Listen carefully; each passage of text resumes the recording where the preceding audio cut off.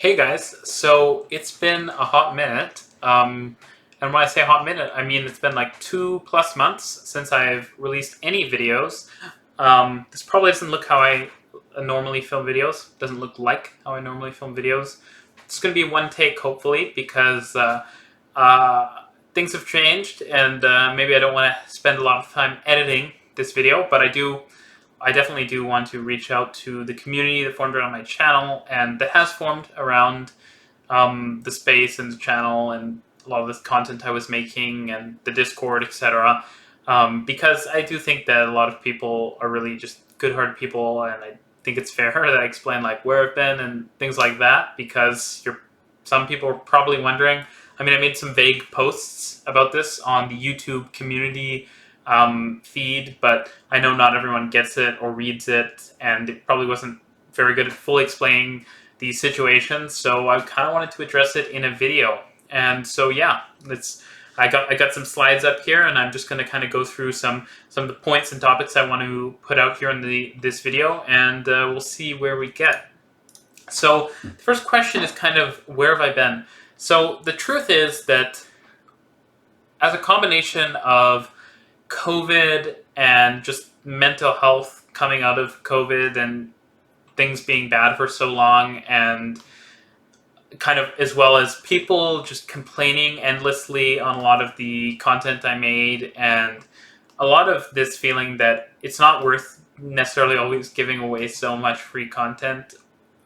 Basically, in the sense that you just give away content, a lot of people won't appreciate it. And so I think that content is not necessarily the way I want to communicate all of my ideas, at least not video content, because it's so time heavy. It takes a ton of time to produce videos, and I was just getting a ton of, not necessarily only comments, but when you're creating, it can be quite miserable, because you'll find that you'll get a lot of comments where people are very demanding, and maybe they watch one or two of your videos, and they kind of think they have a full wrap on what you think and what your opinions are and what you're aware of or not aware of, and it can just be very draining to deal with some of that discussion constantly if you're running a channel and just giving content away basically for free. I mean, there are ads before videos, but ads are something that exists even if you're just walking down the street on bus shelters and stuff. So I feel like ads are kind of just part of our reality at this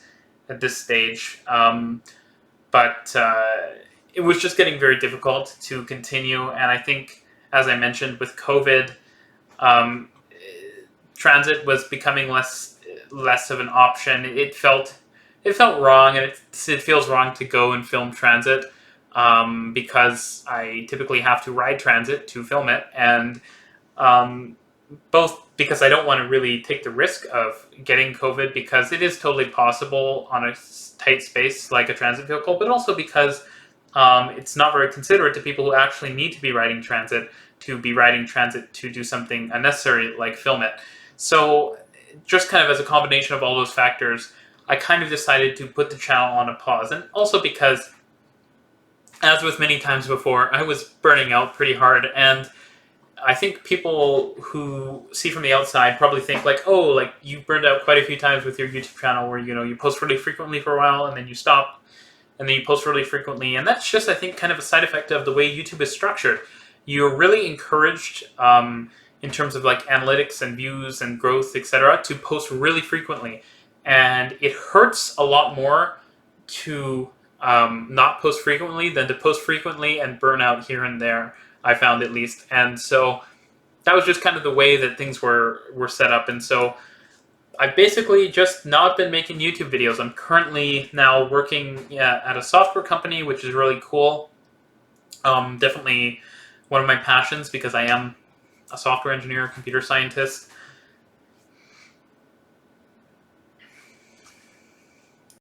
But I mean, at the end of the day, it's just not feasible, and it wasn't feasible for me to keep making videos at the rate I was making them. And frankly, with the way the world is right now, it's pretty difficult for me to make videos as is, and at least make the type of videos that I want to make. And the thing about YouTube is, if you're not doing it for yourself first, then it's pretty difficult to justify, because, as I've said before, YouTube is not like this incredibly profitable thing. Even with people fantastic people supporting on Patreon and stuff, it doesn't, pay the bills, so to speak. It's just kind of, it helps you make back some of your time, but that's it. So yeah, I've basically been just kind of resting, taking a break, I would say, because I do enjoy producing videos and releasing content, but a break was needed, and I wanted to get some more stable employment, which is certainly a blessing during these times. So that's kind of where I've been. Now, the next kind of question people probably ask is what's happening with the channel, because I haven't posted a video in so long, and I'm posting a video now. What's the future? What's going to happen? Are you going to just delete it? Are you going to not post to it? I think I will definitely continue to post to it infrequently. Right now, it doesn't make a ton of sense to post stuff because I'm not out riding transit every day. We had got an apartment, as people probably saw, and I was pretty excited about it. But it turns out that living on transit and mobility in general matters a lot less right now. Not that it's something that I'm happy about, but you can pretty much stay home all day. And so in the interest of saving money, because I know in the future it will be valuable to have more money so that I can live in a place that I enjoy even more, I decided to move back out to the burbs of Vancouver, since all of our work between me and Ellen is pretty much fully remote. We have no real need to commute at all by any mode, and so yeah, basically staying. And as it turns out too, it wasn't particularly enjoyable necessarily to live on transit in these conditions because, well, I should say more enjoyable than just living anywhere else. Because the truth is that, while it's great you can take transit, I, for one, even as someone who enjoys transit, can only take transit so much for the purposes of taking transit before I get bored. And since nothing is really open fully, nothing feels like it felt before COVID, it's just hard to find the justification. I mean, in Vancouver in general, I feel the city is a lot less lively and kind of, it feels like everything closes early.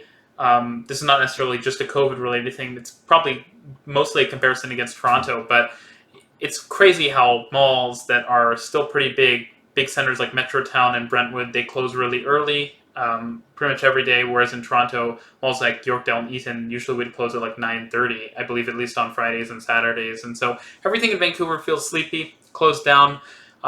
It's a little less fun to go to random stations and walk around because in general, Metro Vancouver is not super walkable, at least from a lot of the SkyTrain stations, which are quite isolated from each other. They're in these kind of walkable nodes, but outside of those nodes, you often find that it's not super walkable. So it just wasn't doing it for me. And because, COVID and the economic situation, it wasn't making a ton of sense. And so we moved out to the burbs again, and we're not really moving around at all. We're not taking transit, not walking too much besides around our immediate neighborhood, and just kind of hanging tight. I really expected that COVID was not going to last this long. I kind of, for whatever reason, foolish as it is, I guess I kind of assumed it was going to just stop in September for whatever reason, or stop towards the end of the summer. But no, it seems like probably at least until the end of the year, we're going to be in kind of full COVID awareness mode until, vaccines,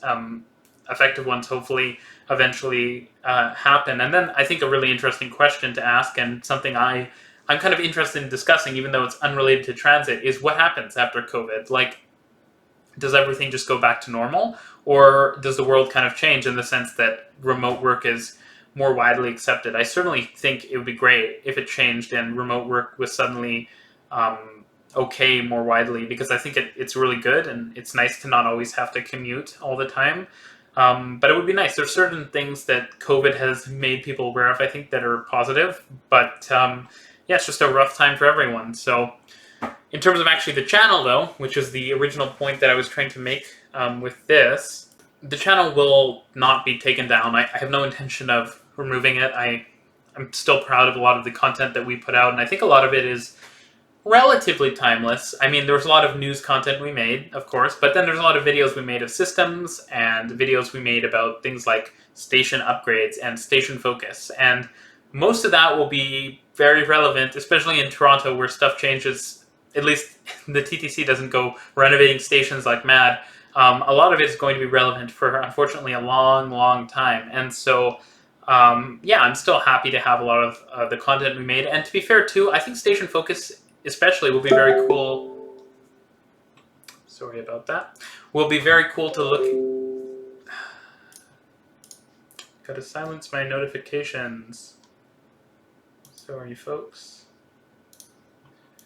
What I think will be very cool is to see how things have sort of changed over the years. Once, you know, in 5-10 years from now, once there are some upgrades to various stations, it will be cool to have these really pretty high quality videos, I think, which kind of document what the stations looked like in the past. And I think that that's just a benefit of a lot of the videos we produced. And you could even say the same for the future of.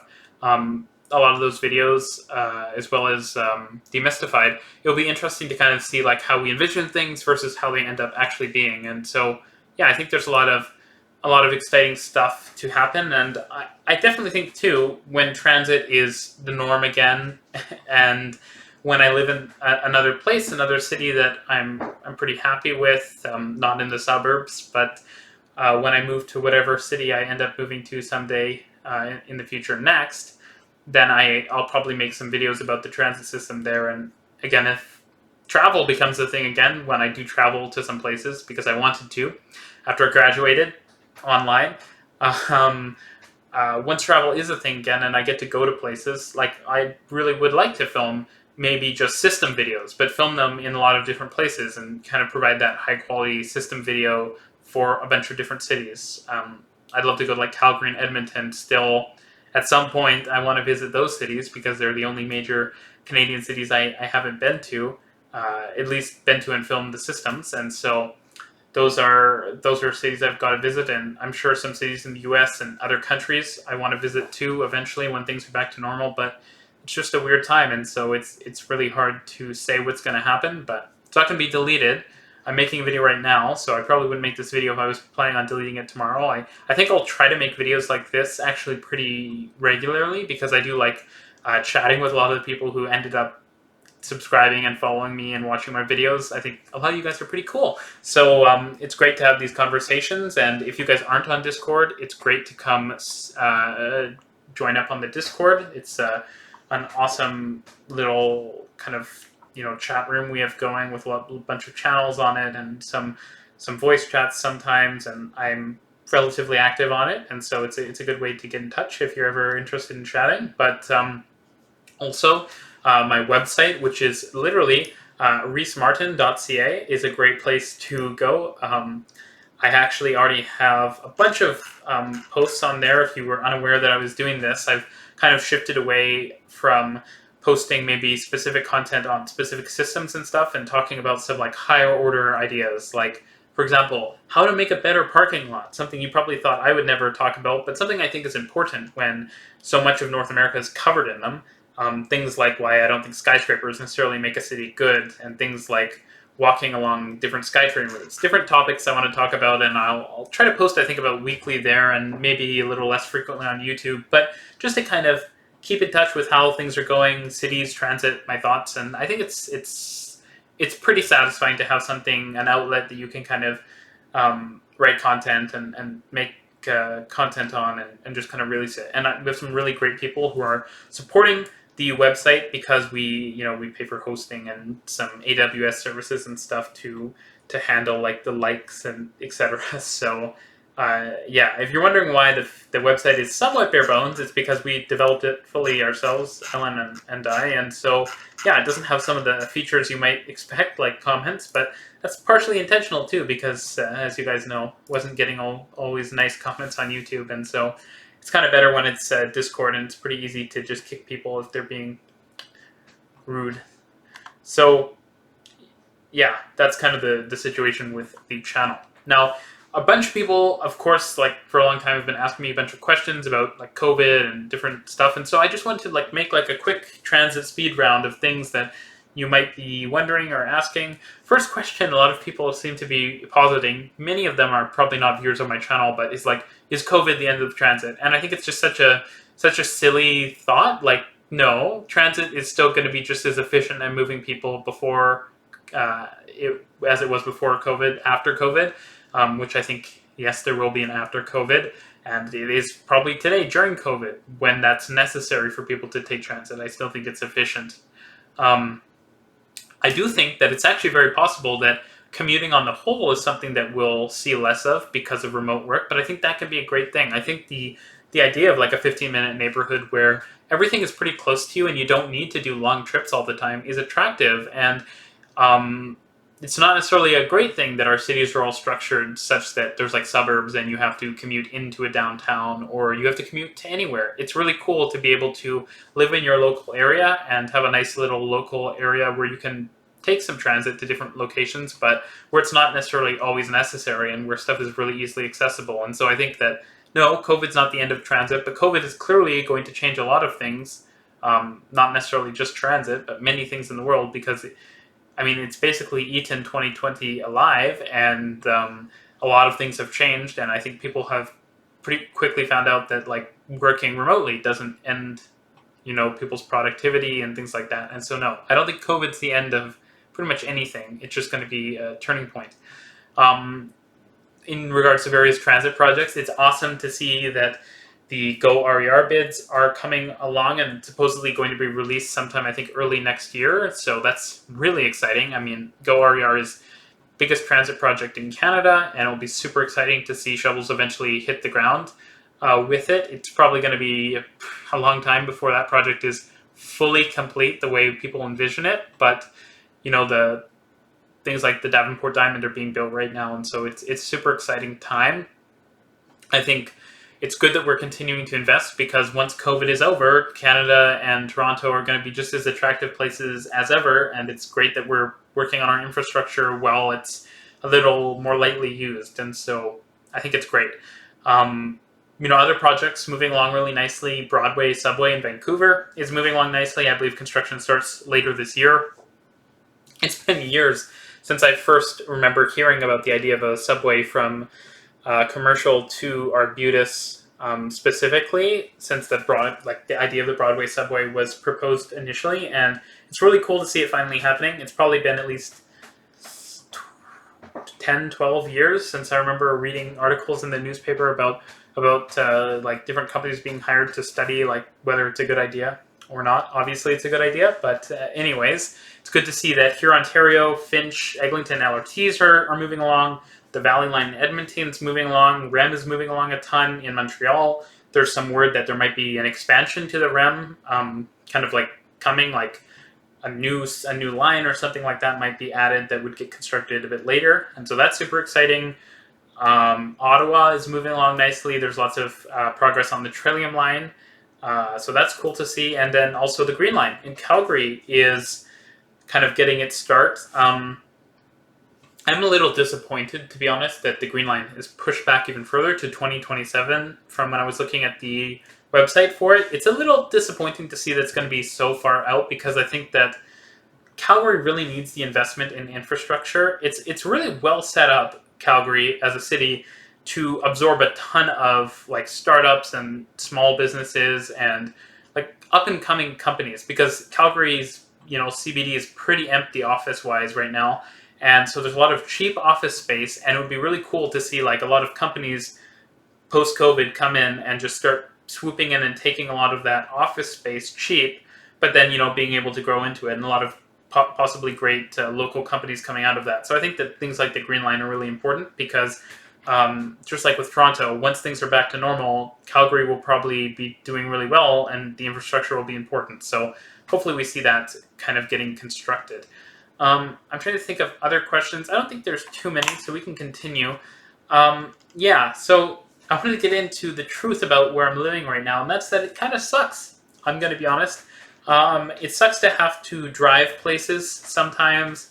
It sucks to not be able to go anywhere you want, to be sometimes limited to your local area. Like, it's great to have a nice local area for sure, and I would say my local area is pretty nice, but it's great as long as you're not stuck here entirely, because freedom is pretty satisfying as a feeling. Being able to go wherever you want, like that, even just the concept of it is really liberating.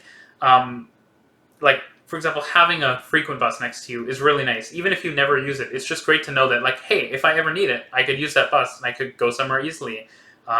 Same with like a night bus or any kind of transit service or mobility. It's great to know it's available, and it really sucks to know when you live in a place like I do right now where you can't take transit very many places and where it kind of sucks.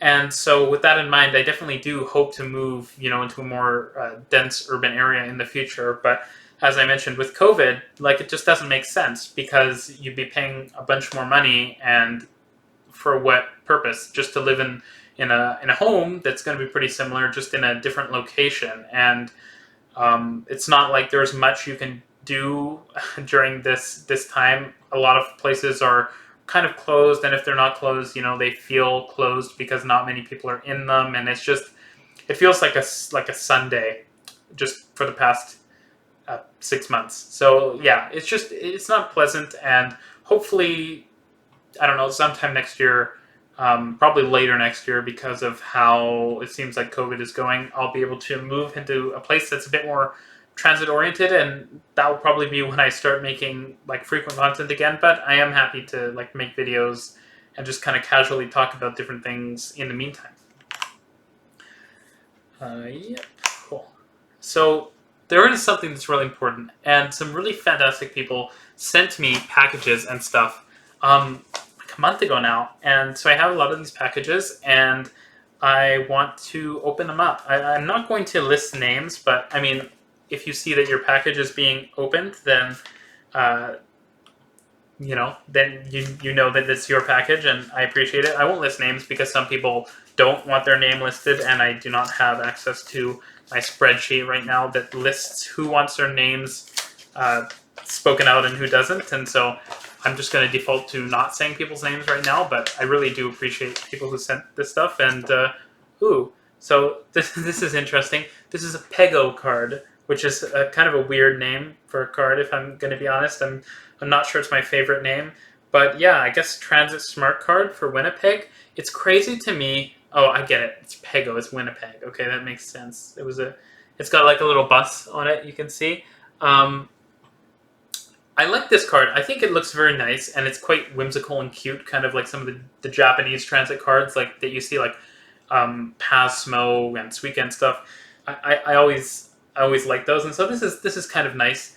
What I will say is it's shocking to me that Winnipeg has a smart card, but currently Edmonton still doesn't, and Calgary still doesn't. So it's crazy to me. These big cities aren't able to get their act together and get a transit card, but Winnipeg, which is smaller than both, was able to. So was Waterloo, by the way, if you weren't already aware. So next up, we have something else, and I will say where that was from. It was from Winnipeg, so that makes sense. Let's see. I'm not sure where this piece of mail is coming from, but it seems like it might be Germany. I could be wrong. Yeah, I'm pretty uncertain. It's Germany. So we'll see. My apologies in advance for not doing my research beforehand, but it's been a hot minute, so I'm a little out of it. But ooh, this envelope is very interesting. So I will show you guys the envelope. This is really awesome. Oh, okay, so this is great. It's a map. The envelope on the inside is a map. So that's really awesome. I'm trying to see if you can see, like, there is probably rail lines on here, but it's a little hard for me to tell what's meant to be the rail lines. Oh, actually, no. No, I think that's a road network. It's pretty cool. Yeah, this is cool. So this is what I suppose is a Frankfurt network city map, and it also says "and tickets," but there's seemingly no tickets going to be provided in the map. So you've got kind of the central area of Frankfurt here, I suppose, which is pretty cool to see. Trying to comment on what I see and what I think. It's very cool. It's a very nicely done map, but I do think that they could probably introduce a few more colors, because we have like a couple line colors, but yeah, it's kind of minimum. I see the U-Bahn is blue, the S-Bahn or the commuter train is green, the regional railway is dark green, and the tram is orange. Still, I think it could be more colors introduced, but pretty nice. And ooh, this is very nice. The 2020 Frankfurt network map. It includes the tram, the subway, the commuter trains, and it even mentions lines which are not in full-time operation. So I think that's pretty cool. So thank you for sending me this. I really appreciate it. And yeah, I'll close this up. Fold it. See if I can do this on the first try. Ooh, always a struggle. I think I got it. There, perfect. Thank you so much. So let's look at what's next. We have something big, and it has kind of a. It sounds like there's some. It sounds kind of like Lego inside, but I'm not sure. Oh, okay. I see what this is now. Oh, interesting. Oh, very interesting. What is this? Okay, let's see. So pins. I'll help pay for smart transit. Interesting. I'm not sure. Oh, interesting. So it's the Code Red. It's some Code Red TO stuff. Interesting. It's talking about Code Red TO, which is a volunteer group that advocates for better transit. Cool. I'm just looking at some of the groups they're associated with. Yeah, it's pretty awesome.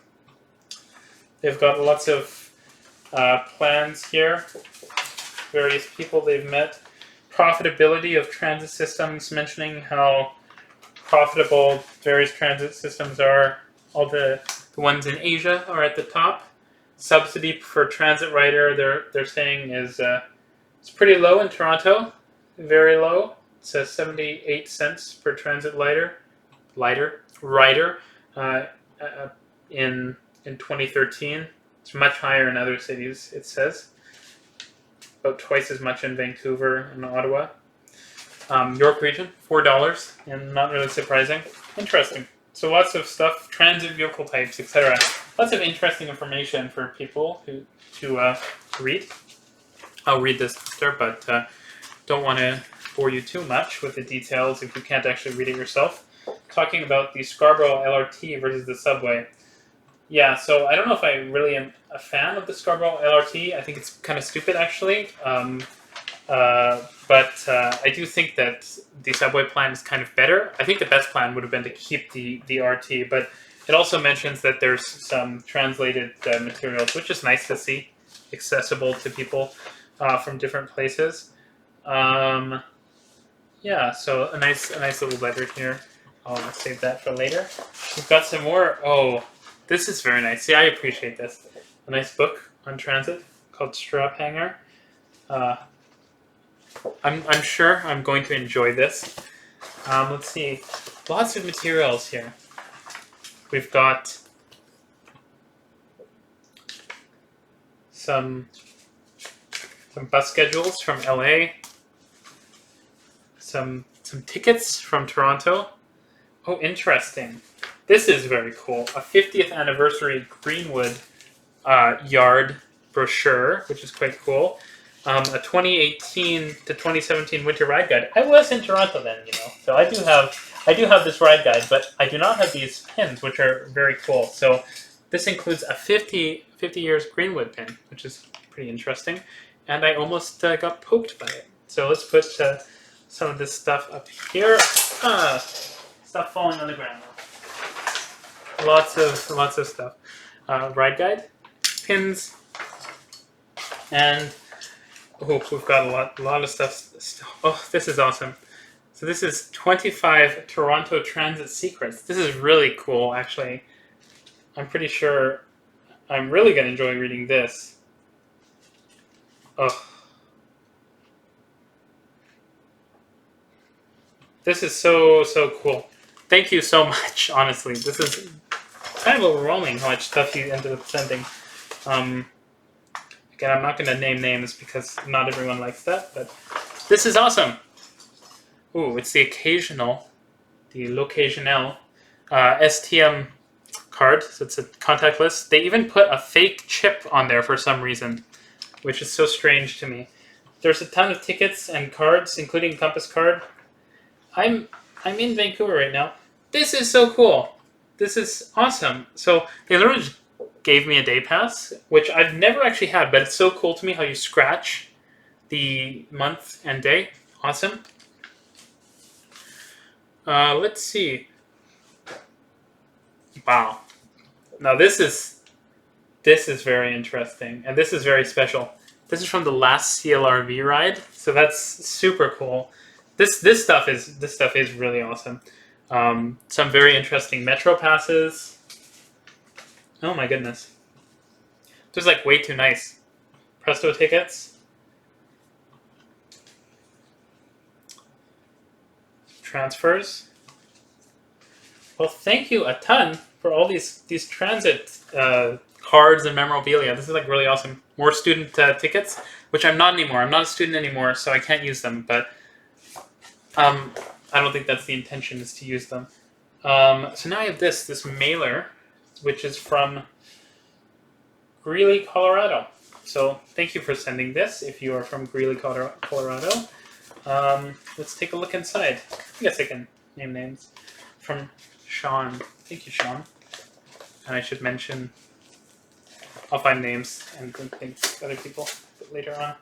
Okay, actually, turns out this is a little more simpler to open than I thought. It's just to tear and open. You get the full reaction here since I'm opening it on the video.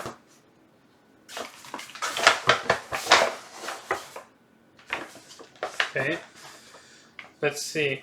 Oh, this is awesome. So this is the A line in Denver, which is like, personally, actually, for lines I've never visited, this is like such a cool line. I really wish the Up Express was more like this line.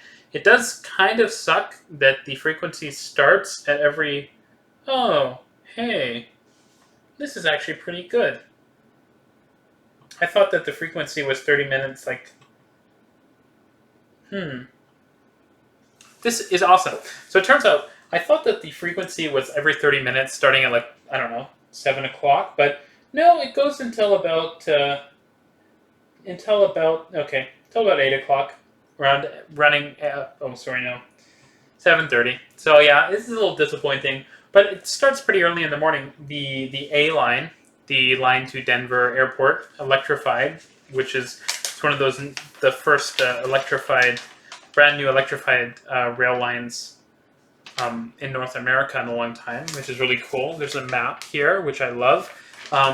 It's just a cool line. So thank you so much for sending this, Sean. I really appreciate that. Next up is this, which it feels like a book, so I'm quite interested to see what this is. This was sent by Matthew, who ironically was also in Coquitlam when he sent it. So thank you. Was didn't mail it very far, yeah, I'm trying to open it delicately, but this is a little bit of a hodgepodge. So I'm going to see how I can do it with this.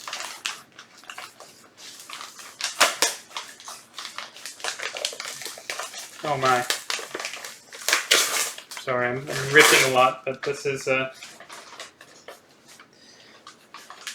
Matthew. I think you need to work on your wrapping skills.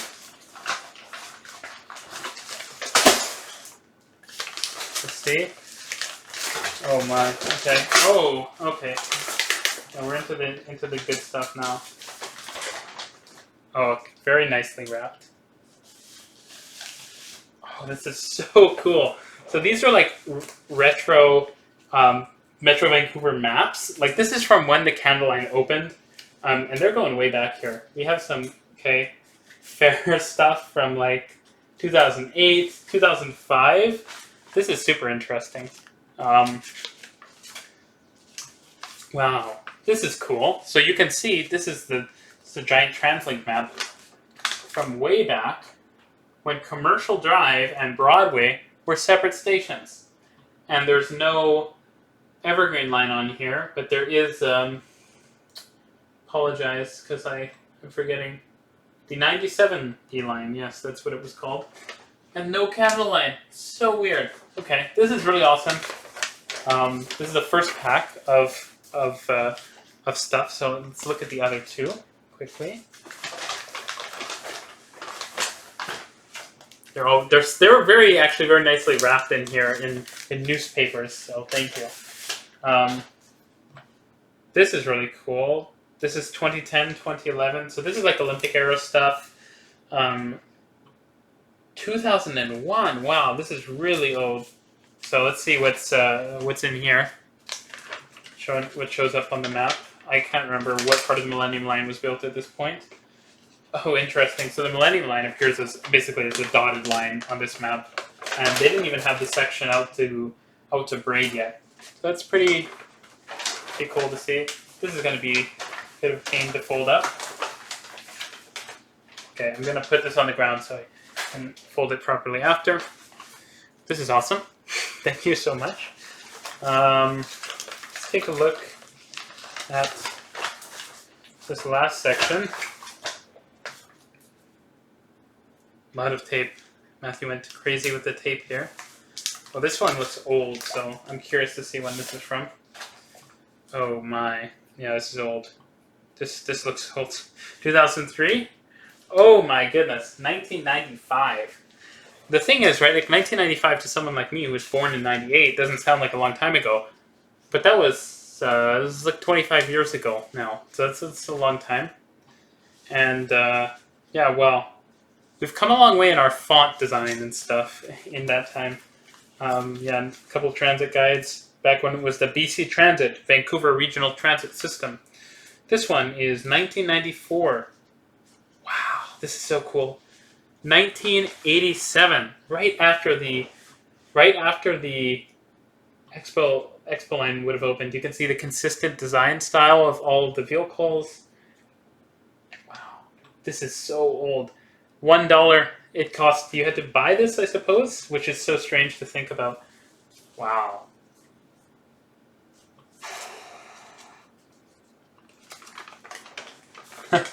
Someone went a little ham on this old one, drawing out their fantasy ideas, but this is just cool to see that someone even has something like this still. This is really cool. I'm going to try to fold it. Oh my goodness, it's so delicate. Try to fold this up. It's like not super forgiving, but there we go.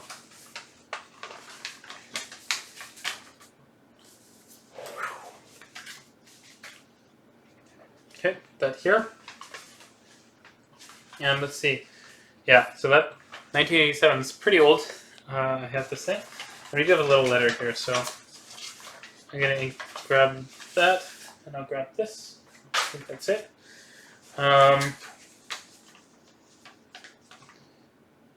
Yes. Nice letter. I'll read it after. Interesting. This is a little pamphlet about various stuff. I'm not sure. Oh, it's a newspaper from Transport Action Canada. So it's pretty cool to see. A lot of interesting details. Talking about various news. Cool. And then finally, from Mike Olivier, who goes by Long Branch Mike on various online forums, we have this, which seems like it's pretty cool. Oh, it's a real retro Metro Pass from back in 1989, when it only cost $49 for a Metro Pass, which is crazy. That's so cool. Things like historical stuff is just so interesting because you get a sense of what things were like and how different things are now.